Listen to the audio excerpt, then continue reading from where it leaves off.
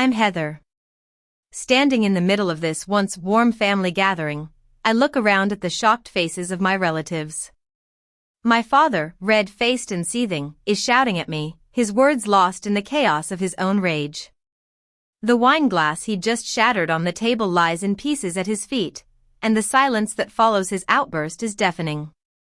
This was supposed to be my 32nd birthday dinner, a celebration they'd promised. Instead, it's turned into a battlefield. Let me take you back a bit. I'm the owner of a successful plumbing business, Heather's Plumbing. I started it from scratch at 25 with just a used van and a lot of determination. While my brother, Jake, who's 29, has always been the family's golden boy, I've been the one shouldering the responsibilities. My parents, Robert and Linda, have always had a different way of showing love. Dad is a proud, stubborn man who runs a small carpentry business. He's used to being in control, and he doesn't like it when things don't go his way. Mom is more emotional, but she's always sided with Dad and Jake. A few weeks before this disastrous dinner, Mom called me. Her voice was overly cheerful, like she was forcing it. Heather, we're planning a big family dinner for your 32nd birthday. Everyone's coming. I asked what the real occasion was, and she just said, family is reason enough, dear. Then she dropped a bombshell, real family doesn't keep score. That line stuck with me. I'd never thought of myself as keeping score, but I'd been the one paying the bills, helping out whenever they needed me. Jake has always been a bit of a wild card. He's tried his hand at various business ventures, a coffee shop, an online clothing store, and most recently, a cryptocurrency scheme. Every time he got into trouble, it was me he called. Mom would say, Jake's in a tight spot, Heather. Can you help? And I'd always do it, using the money I'd earned working long hours, crawling under houses and fixing leaky pipes. 4 months ago, Jake came to me with a new idea. He needed $30,000 to invest in some new tech startup. I told him no. I said I loved him, but I couldn't be his bank anymore. Mom called me selfish, and Dad didn't even bother to talk to me. I thought that would be the end of it, but I was wrong. The week before the dinner, the signs were there if I'd only paid attention. Mom called twice to confirm I was coming, and her voice got more and more tense each time. The second time, I asked her straight out if something was going on. She paused for so long it felt like an eternity, then said, "Can't a family just want to celebrate you?" But her voice cracked on the word celebrate, and I should have known then. Then Jake texted me. It was just a simple "see you Saturday, sis," with a smiley face. Jake hadn't sent me a smiley face in years. Something in me, the part that's good at diagnosing a problem before it happens, told me not to go. But then Mom called a third time. Please, Heather. Just come. One dinner for me. I couldn't say no to her. I drove to the fancy restaurant they'd booked, wearing a nice dress I'd bought for the occasion. When I walked into the banquet room, it was decorated with balloons in the shape of 3 and 2. There was a big cake with my name on it in icing. For a moment, I felt a glimmer of hope. Maybe they really were celebrating me. But as the night went on, things started to feel off. Nobody sang happy birthday. The conversation was stilted, and people kept looking at me then quickly looking away. I found a seat at the table, and Mom and Dad sat far away, not even looking at me. Then Uncle Tom, Dad's younger brother, stood up and tapped his fork against his glass. The room went quiet. Dad stood up, picked up his glass, and looked around the room. We're all here tonight to cut Heather out of this family, he said. I thought I'd misheard. I waited for the punchline, but it never came. Dad started listing my crimes. He said I'd grown cold, that success had gone to my head, and that I'd turned my back on my own brother in his time of need. Mom chimed in, saying, "We've given you everything, Heather, and you've never once put this family first." As they were talking, I remembered something that happened 7 years ago. Dad's carpentry business had taken a nosedive. He'd overextended on a big project, and the clients hadn't paid. The bank was threatening to take our family home, a beautiful 2-story house on Elm Street that Dad had built with his own hands. Mom called me, crying. She was the real kind of crying, not the act she was putting on now. I was 25 at the time, and my business was just getting off the ground. But I couldn't let them lose the house. I spent weeks at the bank, putting up my vans as collateral, draining my savings, and borrowing every dollar I could. I went to the sheriff's sale on a cold winter morning.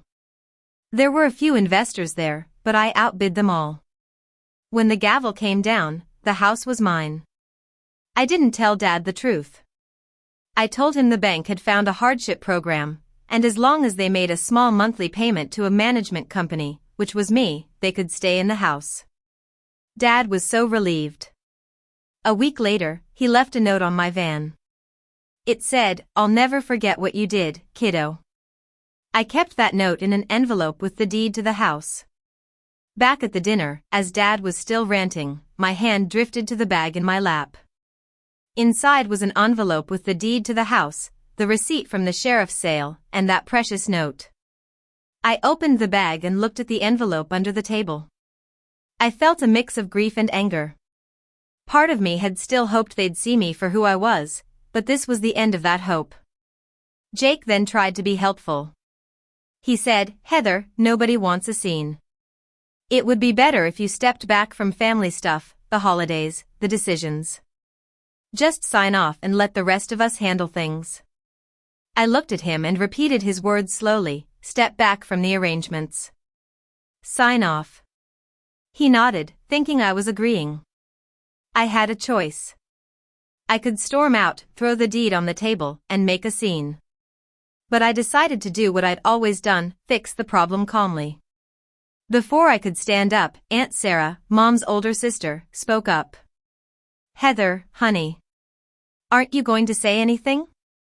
There was something in her tone, like she was giving me permission to speak.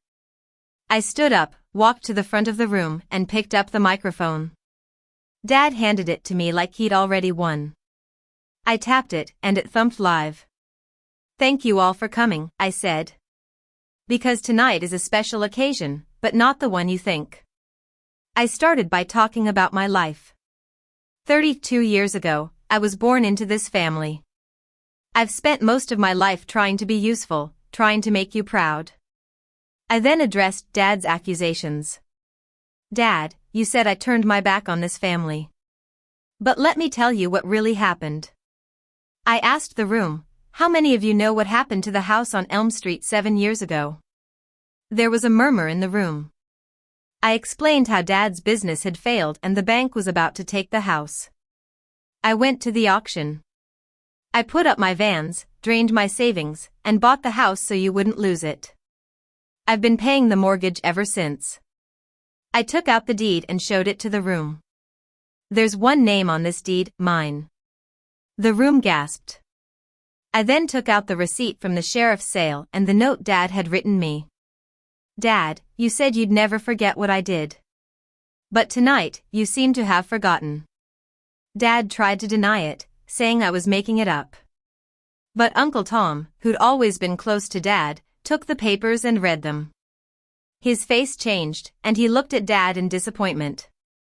"Robert, what have you done?" Jake, seeing the tide turn, tried to play the peacemaker. "This is all a misunderstanding. We're family. Let's talk." I told him, "It's not a misunderstanding, Jake. I'm done keeping score. I'm done being the one who pays for everything." I then laid out my terms. "I own the house. I'm not putting you out, but starting in 60 days, you'll either sign a fair lease and pay rent like tenants, or you'll have to make other plans. And Jake, the bank is closed. No more bailouts." As I said these words, I saw the realization dawn on Mom's face.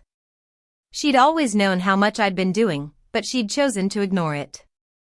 Dad stood there, alone at the head of the table, his authority crumbling. Aunt Sarah walked over to me and took my hand. Then, one by one, the other relatives started to move towards me, away from Dad. Dad, in a fit of rage, shouted, "This is my family. I decide who's in it.